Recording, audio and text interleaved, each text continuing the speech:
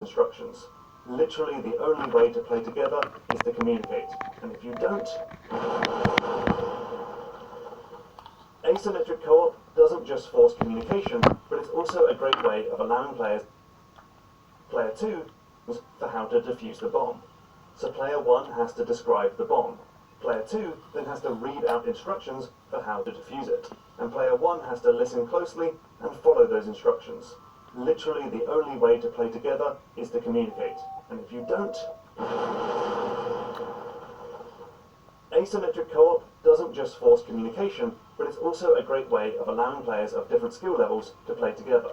This is something Nintendo has been doing a lot lately, with games like Super Mario Galaxy, where one player controls Mario and basically just plays the game like usual, and another can join in with a much easier role as a floating cursor, picking up star bits and stunning enemies. But while asymmetrical design can be great for co-op, it wouldn't work for Overcooked, because the game needs to automatically scale depending on whether you're playing in a group of 4, or with a couple friends, or with a pal, or even on your own. Plus, this is a game that attracts people of very different skill levels, so you need to be able to divvy up roles on a level-by-level basis, to make sure those who aren't super familiar with games don't have to perform tricky movements like dodging fireballs or navigating slippery platforms. So in this game, all chefs have the exact same abilities and the exact same information, and each player is perfectly capable of preparing and delivering a meal completely on their own, with the only communication being, "I'll make the burger." But that's not how Overcooked ends up being played. Why? Well, in this case, it's because of the level design.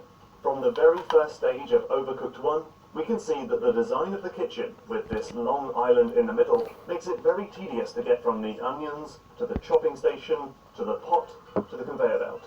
But with 2 players working together, passing onions across the table in the center, the process is much, much faster. Pretty much every stage is built like this, and later exacerbated by things like paths too narrow for more than one chef, and levels split into 2 by moving vehicles. And going faster is important because the scoring system is all based on time. Meals need to be cooked quickly or customers will leave and you'll incur a penalty. You'll get big tips for delivering items more rapidly, and your final score is based on how many meals you delivered during the level's tight time period.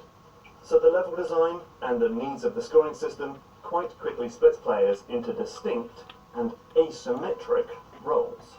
In this kitchen, for example, one player might focus on chopping vegetables and preparing meat patties, while the other cooks the burgers, prepares them, and delivers them to the restaurant. And this creates loads